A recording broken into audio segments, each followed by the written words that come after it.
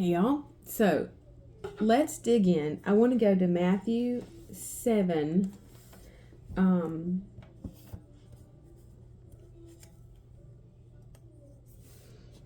It's verses 17. We'll start at 17 and we'll go from there. And today we're going to start digging into some Greek vocabulary. Matthew 7:17. Even so, actually, let's back up and start at 16. You will fully recognize them by their fruits. Now he's talking here specifically about false prophets, that you will know them by their fruits. But if you know false prophets by their fruits, you're going to know people by their fruits. You're going to know what kind of crop that is in the field by the fruit that it produces. Okay, so this is not just applicable to false prophets.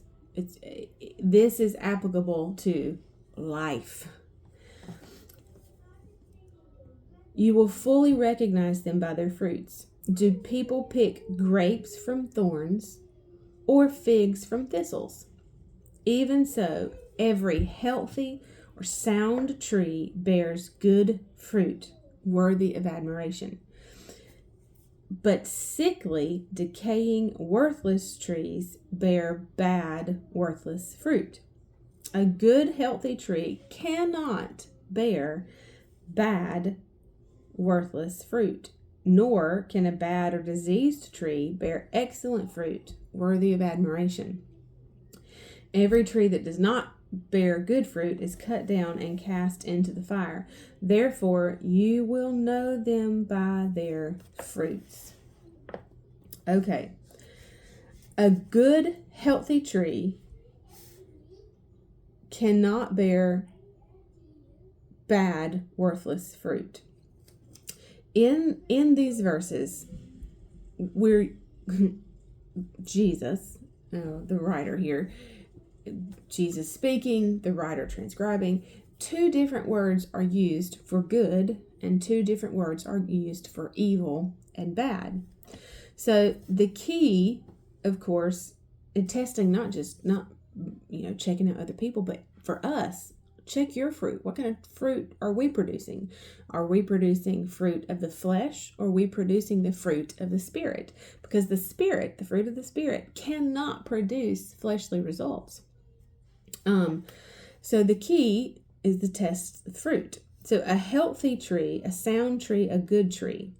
So Thayer's, the lexicon, says that the good tree is of a good constitution or nature. And then the sickly tree is diseased or corrupt. It's decaying. Now, I want you to take those two words and think about that in terms of a life or a person, okay? That if it's of a good constitution or nature, it's that we have been born again. Go back to this good ground, just like the good tree, is a soul inclined to goodness.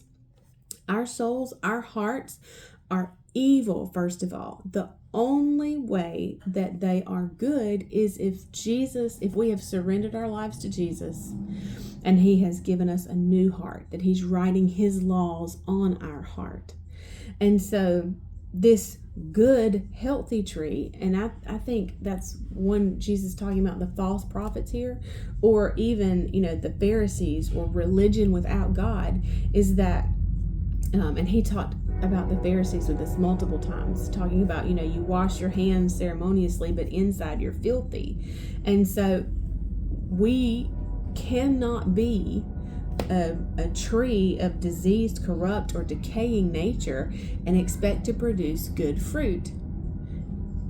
And in the same sense, if we are a good tree having a born-again nature, then we should be producing good fruits. Now, we don't need to feel bad that that's not speedy, because we've already read that with patience we produce fruit. And so the process, being born again, is simple. I mean, we accept Jesus, we accept his sacrifice, we receive him, but then there is a learning curve. We have to unlearn all the ways of the world that we've learned, all the things that we see with our natural eyes, so that we can believe in the things that we don't see. And so there's a growing process, and that is why it takes patience to produce fruit, that we have to become. And again, we're engrafted into the family of God, so that means our branch is tied into his tree. It takes time for the new DNA to push all the other out. We have to learn. And how are we going to learn? We gotta get in the word. We have to get in the word if we're going to produce like Jesus, which is what God created us to do. All right, we'll pick up here tomorrow. I'll see you then. Bye, y'all.